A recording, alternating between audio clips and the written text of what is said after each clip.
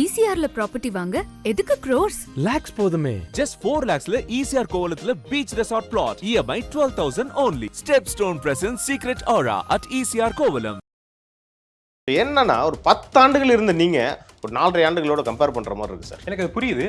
என்ன விஷயம்னா இங்க இந்த கம்பேரிசன் வச்சு நம்மள வச்சு விளையாடுறாங்கன்னு தான் தோணுது. இளைஞர்கள் வச்சு விளையாடுறதா தான் தோணுது. டேக்லாம் சூப்பரா பிடிக்கிறாங்க. உண்மையா இன்ட்ரெஸ்டிங்கா இருக்கு. உங்களோட ஸ்டாலிங் நம்ம கூட இருக்காரா அப்படிங்கிற மாதிரி. அது டேக்ல மட்டும்தான் இருக்கு. அதை தூக்கி போட்டாங்களே. ஐயாவா ஒரு முழுக்க மக்களுக்காக இறங்கி பண்றாரு. மக்கள்கிட்ட நேரடியாக வாங்குறாரு. ஸோ அப்போ அந்த ப்ராசஸ் அட்லீஸ்ட் இந்த 6 மாதத்துல நடக்காட்டியுமே இது என்னென்ன ஏரியாவில் என்னென்ன சிக்கல் இருக்குன்னு படிச்சாவது பார்க்கணும்.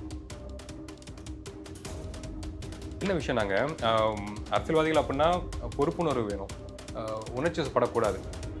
ஏன்னா இப்போ எல்லாரும் அரசியல்வாதி ஆயிரலாம் இல்லை, பண்பட்டு இருக்கவங்க தான் அரசியல்வாதிகள், அது வார்த்தையிலையும் தெரியணும். ஸோ அப்போ ஒரு பாயிண்ட்ல எல்லாருமே லாக் பண்ணி அந்த அடிப்படை இந்த ஆண் தன்மைங்கிற விஷயத்துக்குள்ள பேசுறப்ப பயங்கர ட்ரிகர் ஆகும். ஸோ அப்போ நீ இப்படி பேசுனீங்கன்னா நான் அங்கே வருவேன், ஏன்னா அதுக்கான பதில் இன்னும் கிடைக்கல.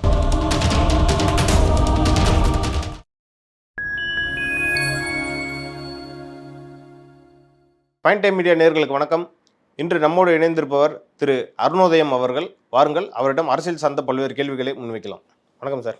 வணக்கம் சார். முதல்வர் திரு ஸ்டாலின் அவர்கள் கடந்த ஒரு வாரமாக வெளிநாடு பயணம் போயிட்டு ஏறக்குறைய 15,000 கோடி மதிப்பிலான முதலீடுகளை தமிழ்நாட்டுக்கு எடுத்துகிட்டு வந்திருக்கிறதா சொல்லியிருக்காரு. அதை பற்றி ஒரு வெள்ளை அறிக்கை வேணும்ன்ட்டு திரு எடப்பாடி பழனிசாமி அவர்கள் கேட்டிருக்காரு. அதை எப்படி பார்க்குறீங்க? நியாயமான கேள்வி தானே அது, அதெல்லாம் தப்பு இருக்குது. பதிலுக்கு அதிமுகவில் இருக்கப்பட்ட தொழில் முதலீட இவங்க வெள்ளை அறிக்கை கேட்ட போது அவங்களும் எதுவும் கொடுத்த மாதிரி தெரியல. புரியுது. அவங்களும் கேட்பாங்களா சார், நாளைக்கு நீங்கள் கொடுத்தீங்களான்ற மாதிரி கேட்பாங்க. கேட்டால் கொடுக்கணும். ஏன்னா அது அவங்க அரசியல் தேவைக்காக கேட்குறாங்கிற தாண்டி மக்கள் நம்மளும் தெரிஞ்சுக்கணும்ல. ஏன்னா இப்போ பார்க்குறோம், நம்ம முதலமைச்சர் போறாருப்பா, இவ்வளோ டீல் பண்ணுறாருப்பா அப்படிங்கிற விஷயங்கள் உண்மையாக இருக்கிற பட்சத்தில் அதோட சந்தோஷமான செய்தி வேறு எதுவுமே கிடையாது. ஏன்னா தமிழ்நாட்டுக்காக அதுவும் கடைசி 6 மாதங்கள் எவ்வளோ போராடி உள்ளே கொண்டு வராங்க அப்படிங்கிறப்ப அது நல்ல விஷயம் தான். ஆனால் அது உண்மையாக பொய்யான ஒரு விஷயம் இருக்குல்ல. இப்போ எல்லாருமே நம்ம பண்ணலாம். இப்போ போகிறோம், பசங்களாம் போகிறோம், ஒரு இடத்துல மீட்டப்னு சொல்கிறோம், ஒரு கோட் ஷூட் போட்டு மீட்டப்னு சொல்லி ஃபோட்டோ போஸ்ட் கொடுத்துட்டா அது உண்மையாக மீட்டப் ஆயிருமா? அதனால லாபம் என்ன? அந்த ப்ராசஸ் என்ன? இது முழுக்க ப்ரொமோஷன் சம்மந்தப்பட்ட வேலையா, இல்லை உண்மையாகவே தமிழ்நாட்டு மக்களுக்கு, தமிழ்நாட்டு இளைஞர்களுக்கு லாபம் இருக்கா இதனால? ஏன்னா அரசோட காசுல தானே இயங்கிக்கிட்டு இருக்காங்க, ட்ராவல்லாம் பண்ணுறாங்க. ஸோ அப்போ இது உண்மையாகவே உண்மைதானா? மீன்ஸ் உண்மையாகவே மக்களுக்கு பலன் அளிக்க போகுதா, இல்லை முழுக்க ஜோடிக்கப்பட்ட ஒரு ப்ரொமோஷன் இன்ஃப்ளூயன்சர் வேலையாங்கிறது காமிச்சா தானே தெரியும். அதனால காமிக்கிறது தான் சரி. ஏன்னா பல லட்சம் கோடி மதிப்பிலான வேலை வாய்ப்புகளும் உருவாக்கி இருக்கிறதா சொல்கிறாங்க. இல்லை, எனக்கு எதுவும் பெருசாக நானும் ஒரு இளைஞன் தான், இன்ஜினியரிங் படித்தவன் தான். 2013 ட்ரிபிள் இ முடித்தேன். என் கூட இருக்க இளைஞர்கள்லாம் நான் பார்க்குறேன். அரசு இது மாதிரி எடுக்கிற விஷயங்களால எனக்கு வேலை கிடைச்சிருச்சு அப்படின்னு சொல்லி என் சர்க்கிளில் எல்லா எல்லா மாவட்டத்திலும் நண்பர்களும் எனக்கு இருக்காங்க காலேஜில். நான் கேள்விப்படல இப்போ வரைக்கும். இப்போ இன்னைக்கு இருக்க இளைஞர்கள் அப்படி மைண்ட் செட்டில் தான் இருக்காங்களா? கேளுங்க, எல்லா இளைஞர்கிட்டையும் கேளுங்க. இல்லை இன்ஸ்டாகிராம்லாம் போய் ஒரு போஸ்ட் போட்டு பாருங்க, உங்கள் சைட்லேருந்து போட்டு பாருங்க, யாருக்கெல்லாம் வேலை கிடைச்சிருக்கு இது மாதிரி அரசின் முதலீடுன்னு சொல்லி, முன்னெடுப்புலன்னு சொல்லி. பதில் வந்தால் சந்தோஷம்.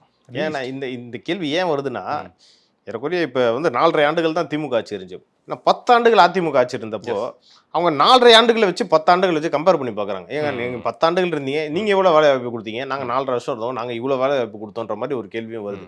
ஸோ என்னன்னா ஒரு 10 ஆண்டுகள் இருந்த நீங்கள் ஒரு 4.5 ஆண்டுகளோட கம்பேர் பண்ணுற மாதிரி இருக்குது சார். எனக்கு அது புரியுது. என்ன விஷயம்னா இங்கே இந்த கம்பேரிசன் வச்சு நம்மளை வச்சு விளையாடுறாங்கன்னு தான் தோணுது, இளைஞர்கள் வச்சு விளையாடுறதான் தோணுது. இது எப்படி நாங்கள் டீட்டெயிலாக பேசணும்னா பெருசாக பேசலாம். இப்போ நான் செஞ்சிட்டு இருக்க வேலைன்னு ஒன்று இருக்குல்ல, அதுக்கான பதிலை சொல்லுங்க, சிக்கலாக இருக்குது அப்படின்னு சொன்னால். இப்போ புருஷ முன்னாடி சண்டை மாதிரி தான். இப்போ நடந்துட்டு இருக்க பிரச்சனை தப்புன்ட்டா அப்படின்னா, மேரேஜ் ஆனப்போ நீ ஒரு விஷயம் பண்ணிடல அப்படின்னா நீங்கள் அங்கே நேரம் எடுத்துகிட்டு போகிறீங்க. இப்போ இங்கே நம்ம வாழ்ந்துட்டு இருக்கோம், இதனால தான் இஷ்யூ. இதை கிளியர் பண்ணால் அடுத்தடுத்து நம்ம ப்ராசஸ் பண்ணலாம். நீ அங்கேருந்து இழுத்தினா அதுக்கான ஆன்சர் தப்பான ஆன்சராக இருக்கும், கரெக்டான ஆன்சராக இருக்கும். ஆனால் அது இப்போ இருக்க பிரச்சனைக்கு சொல்யூஷனை கொடுக்குமா? இப்போ இந்த 5 வருஷம் இப்போ வேலை கிடைக்கல, கிடைச்சாதான் நம்ம அடுத்த 5 வருஷம் சர்வே பண்ண முடியும் இளைஞர்கள், அடுத்தது வேலை கிடைக்கும். அந்த ப்ராசஸ் நீங்கள் ஏன் ஷார்ப்பாக பண்ண மாட்டீங்க அப்படிங்கிறப்ப அங்கே நீங்கள் பண்ணல, அதோட நாங்கள் நல்லா தான் பண்ணிருக்கோங்கிற பதில், அது பதிலா? அதுக்கு சாலிடான கம்பேரிசன் கூட பரவாயில்ல. அப்போ நடக்குங்கிறத தாண்டி இப்போ இருக்க ப்ராசஸை மழுங்கடிக்கிறதுக்கான பேச்சு தான் அது. அரசு சார்பில் உங்களுடன் ஸ்டாலின்ற ஒரு முகாம் நடத்திட்டு இருக்காங்க. மக்களோட குறைகளை கேட்டுட்டு அது சரி பண்ணுறதுக்கான முகாமெல்லாம் ஈடுபட்டிருக்காங்க. அதை எப்படி பார்க்குறீங்க?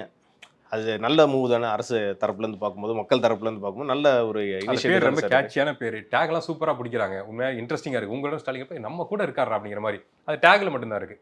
அது தூக்கி போட்டாங்களே, ஆற்றுல தூக்கி போட்டாங்களே, பார்த்தோம்ல, அழுகிட்டு இருந்தாங்கல்ல. அது தெரியாமல் கூட அது நடக்கக்கூடாது. அது தூக்கி போடுறதா இருந்தால் கூட மக்களுக்கு தெரியாமையாவது பண்ணியிருக்கணும். எவ்வளோ பெரிய ஹோப்லெஸ் அது. மீன்ஸ் பார்க்குற நமக்கே கஷ்டமாக இருக்குங்கிறப்ப உட்காந்து நம்பிக்கையோட இவ்வளோ சிக்கல் இந்த 4.5 வருஷம் ஆகி போச்சு, எங்களுக்கு தீரலை சாமி இந்தாங்கன்னு சொல்லி எழுதி கொடுக்குற நம்மளுக்கு எவ்வளோ ஃபெடப்பாக இருக்கும், எவ்வளோ வெறி வரும். நான் கஷ்டப்பட்டு எழுதி கொடுத்துட்டு இருக்கேன், தூக்கி போட்டு போறீங்கன்னா இது தெரியாம நடந்திருக்கும்னு நீங்க நினைக்கிறீங்களா? தெரியாம தூக்கி தண்ணியில போட்டிருக்கேன்னு அதுல ஈடுபட்ட அரசு அலுவலர்கள் மேல நடவடிக்கை எடுத்துக்கிட்டு தானே சார் இருக்காங்க. அந்த தைரியம் எப்படி அரசு அலுவலருக்கு வருது? இந்த ப்ராசஸ் இதை நம்ம பண்ணலாம். ஸ்டாலின் ஐயா முதல்வர் ஐயாவுக்கு எழுதி கொடுக்குற விஷயத்த தூக்கி ஆத்துல போடுங்கிறதுக்கான தைரியம் எப்படி வருது? முதல்ல அந்த தைரியத்தை கட் பண்ணணும். அரசை நினைச்சு பயம் வரணும். ஐயாவா ஒரு முழுக்க முழுக்க மக்களுக்காக இறங்கி பண்றாரு, மக்கள்கிட்ட நேரடியாக வாங்குறாரு. ஸோ அப்போ அந்த ப்ராசஸ் அட்லீஸ்ட் இந்த 6 மாசத்துல நடக்காட்டியுமே இது என்னென்ன ஏரியாவில் என்னென்ன சிக்கல் இருக்குன்னு படிச்சாவது பார்க்கணும். அதுக்கான ப்ராசஸ்க்காவது இது அவங்க சென்றடையணும்னு சொல்லி அதை சேஃபாக கொண்டு போய் வைக்கணுமா இல்லையா? அதை தூக்கி போடுறதுங்கிறது அரசின் மீது பயம் இல்லை. இது ஜாலியாக எதை பண்றாங்கப்பா, இதெல்லாம் தூக்கி அங்கே போடு அப்படிங்கிற போது தானே. அரசு அது எந்திரத்துக்குள்ளேயே அதிகாரிகளுக்கு அரசின் மீது நம்பிக்கை இல்லாமல் இருக்கிறது தான் காட்டுது. ஆனா நீங்க இப்படி சொல்றீங்க சார். அதாவது விருதுநகர் எம்பி திரு மாணிக்கம் தாகூர் அவர்கள் என்ன சொல்லியிருந்தாருன்னா, இது வந்து அதிமுகவினர் தான் ஆத்துல தூக்கி போட்டான்ற மாதிரி ஒரு ஸ்டேட்மெண்ட் சொன்னார் சார். அதாங்க இப்ப அரசோட வேலைகள் என்னவா இருக்கு, அரசுக்கு சப்போர்ட் பண்ற நம்மளோட வேலை என்னவா இருக்குன்னா, முழுக்க முழுக்க அநியாயமா இருந்தா கூட நான் என் அரசுக்கு 200% சப்போர்ட் பண்ணி தான் பேசுவேன். அதுதான் அரசியல்வாதியோட வேலையா இருக்கு. நீங்க மக்களுக்கு நல்லது பண்றீங்க பண்ணலங்கிறத தாண்டி மீடியா முன்னாடி நான் எவ்வளவு சப்போர்ட் பண்ண மாட்டேன், நீ பண்ண தப்புக்கு நான் தான் பயங்கரமா சப்போர்ட் பண்ணேன் அந்த மாதிரி பேசிட்டு இருக்காங்க. ரொம்ப ரொம்ப கஷ்டமா இருக்கு. உங்க மீதான மதிப்பையே குறைக்குது. நீங்க அதுக்கு பேசாம கூட இருந்துருங்க. ஆனா இந்த மாதிரி மிக தவறான விஷயங்களுக்கு முட்டு கொடுக்குறீங்கல்ல, அது உங்கள் மீதான டோட்டல் மதிப்பே கெடுக்குது. அவரோட ஸ்டேட்மெண்ட் அப்படி தான் எடுத்துக்கணுமா சார்? உறுதியாங்க. இது வேலையா? ஏடிஎம்கேக்கு இது வேலையா? மக்களோட மனுவை தூக்கி ஆத்துல போட்டுலாங்கிறது ப்ராசஸா இருக்குமா? இந்த சலித்தனமான வேலையை செய்வாங்களா? எனக்கு தெரியல சார். திரு எடப்பாடி பழனிசாமி அவர்கள் வந்து பொள்ளாச்சியில் வந்து ஒரு ப்ரெஸ் மீட் கொடுத்துருக்காரு. அங்கே வந்து நிறைய விவசாயிகள்லாம் கூட வந்திருக்காங்க. அங்கே வந்து ஒரு விவசாயி வந்து ஒரு கேள்வி கேட்டிருக்காரு. அதிமுக ஆட்சியில் தான் வந்து அந்த கல் இறக்கிறதுக்கான அனுமதி வந்து மறுக்கப்பட்டுச்சு அப்படின்ற போது ஒரு சலசலப்பு ஆயிடுச்சு. அவர் வந்து வாக்குவாதத்தில் ஆர்கியூமெண்ட் பண்ணுறாரு. அவங்க வந்து அங்கேருந்து அதிமுக தொண்டர்கள்லாம் நிர்வாகிகள்லாம் அவர் வந்து வெளியேற்றுறாங்க. அது எப்படி சார் பார்க்குறீங்க? இது அங்கங்கே நடக்கிறது தாங்க. சில எல்லா ஆட்சியிலுமே சிக்கல் நடந்திருக்கும். அதை இப்போ ஸ்டாலின் ஐயா பேசுகிறப்ப கூட லாக் பண்ணி பெண்ணெல்லாம் கேட்குறப்ப சம்மந்தமே இல்லாமல் பதில் சொல்லிட்டு சார் இந்த மூவ் வரல, அது புரிஞ்ச நகராரா புரியாம நகராரா கூட தெரியாத அளவுக்கு நகர்வாப்ல. ஸோ அப்படி இருக்கப்ப இவர் அதுக்கான பதிலை சொல்ல ட்ரை பண்ணியிருக்காரு.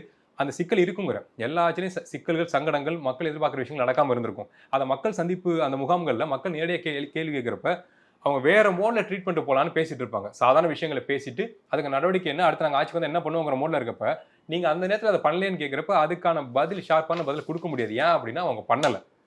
ஸோ அப்போ இந்த மாதிரி சலசலப்புகள் எல்லா இடத்துலையும் தொடர்ச்சி நடக்காத செய்யும். இப்போ எலெக்ஷன் இது ஒரு சின்ன சம்பவம் தான். இன்னும் 6 மாதங்களில் இப்போ எல்லா தலைவர்களும் இப்போ விஜய் சார் எல்லாரும் போவாங்களா, மக்களை சந்திக்க போகிறாங்களே, அப்போ இன்னும் நிறைய ஃபன்னான விஷயங்கள் இருக்குது. இந்த விவசாயிகள்னு சொன்னோடனே இன்னொரு விஷயம் எனக்கு வந்து ஸ்ட்ரைக் ஆச்சு. என்னன்னா, திரு எடப்பாடி பழனிசாமி அவர்கள் வந்து சமீபத்தில் ஒரு புலி சாகுபடி செய்கிற விவசாயிகளை வந்து மீட் பண்ணியிருந்தாரு. அவங்க வந்து சொல்லியிருந்தாங்க, அந்த சம்பவத்தை வந்து பேஸ் பண்ணி அமைச்சர் திரு மா சுப்பிரமணியன் வந்து கேட்டிருந்தாரு, இது கொட்டை எடுத்த புலியா கொட்டை எடுக்காத புலியான்ற மாதிரி ஒரு கேள்வி கேட்டிருந்தாரு. அந்த சம்பவத்தை நீங்க பாத்தீங்களா சார்?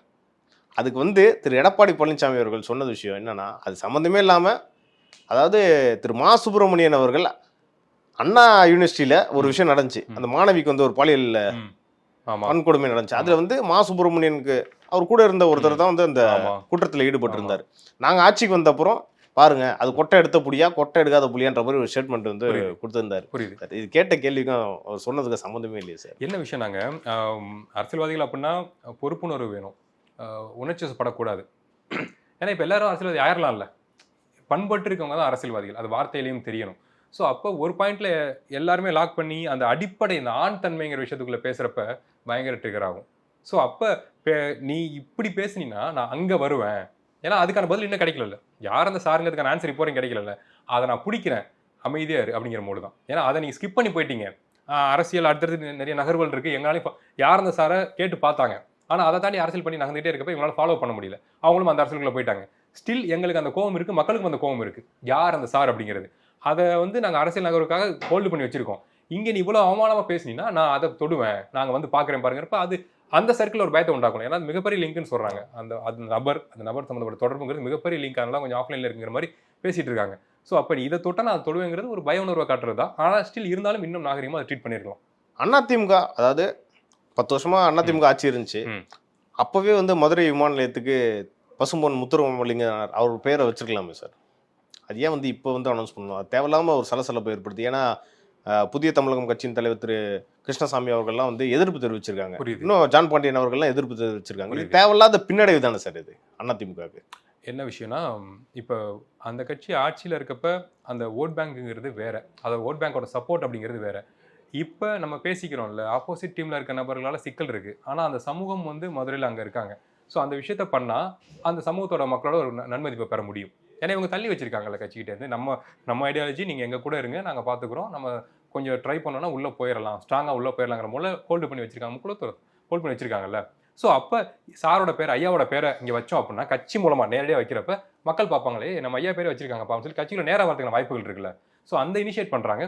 ஸ்டில் அது பாசிபிள் ஆகுது ஆகலை அப்படிங்கிறத தாண்டி இது உறுதியாக சலசலப்பை உண்டாக்கும். ஏன்னா எல்லா மக்களும் அதை ஏற்றுக்கிற மைண்ட் செட்டில் இல்லை, அந்த மண்ணும் அப்படி இல்லை, இன்னும் சங்கடங்களில் தான், குழப்பங்களில் தான் இருக்குது. இன்னொரு கேள்வியும் எழுது சார் இது வந்து. ஏன்னா திரு ஓபிஎஸ் அவர்கள் வந்து அவர் சொன்ன சமூகத்தை சார்ந்தவர் தான். அந்த சமூகத்தினரோட வாக்குகளை அறுவடை செய்யறதுக்கான இந்த அரசியலா அப்படின்ற ஒரு கேள்வியும் வருது. ஏன்னா ஒரு பக்கம் டிடிவி அவர்களோ ஓபிஎஸ் அவர்களோ சசிகலா அவர்களோ இவங்க எல்லாமே இந்த சமூகத்தை சேர்ந்தவர்கள். அவங்க எல்லாமே ஓரம் கட்டினதுனால இந்த சமூகத்தோட வாக்குகளை இப்படி அறுவடை செய்யலாமான்ற ஒரு கேள்வியும் எழுது. அதுதான் உங்களுக்கு மேப் நான் சொன்னேன். இவங்க ஹோல்டு பண்றாங்க, மக்களுக்கு ஆர்வம் இருந்தாலும் அதை அடைய விடாம ஹோல்டு பண்றாங்க. நீங்க இருங்க நம்ம சேர்ந்து போவோம், நாங்க சொல்றோம் டைமிங் போகலாம், கரெக்டா போகலாம், பவரா போகலாம், நம்ம ஆளுங்க சேர்த்துட்டு போகலாம் அப்படின்னு சொல்லி ஹோல்ட் பண்ணி வச்சிருக்காங்க. ஸோ அதுக்கான ஈஸி டெக்னிக் என்ன அப்படின்னா, கட்சி உங்களுக்கு நல்லது செய்யும், கட்சி உங்களை உள்ள அலோவ் பண்ணுது, இவங்க தான் ஹோல்டு பண்ணி இந்த மூணு பேர் தான் நின்று இருக்காங்க. எங்களுக்கு அக்கறை இருக்கு, சமூகத்தின் மீது அக்கறை இருக்கு, நாங்க பாருங்க பேரே வைக்கிறோம், அந்த அளவுக்கு நாங்க ரெடியா இருக்கோம் அப்படிங்கிற இனிஷியேட் பண்ணா அங்க கீழே இருக்க மக்களுக்கு அவங்களுக்கு புரியும்ல. மீன்ஸ் அந்த 3 பேருக்கு கீழே இருக்க மக்களுக்கு ஒரு ஓகே செய்யறாங்களேப்பா, அப்ப நமக்கான அங்கீகாரம் கிடைக்க தானே போகுது அப்படின்னு சொல்லி வரதுக்கான வேலை தான் அது. அதிமுகவில் நடக்கக்கூடிய பல்வேறு விஷயங்கள் குறித்து நம்ம டீட்டெயிலாக நம்ம டிஸ்கஸ் பண்ணோம். இது குறித்து அடுத்தடுத்த நிகழ்ச்சிகளில் இன்னும் நம்ம டீட்டெயிலாக டிஸ்கஸ் பண்ணலாம் சார். நன்றி சார். நன்றி, நேரத்துக்கு நன்றி.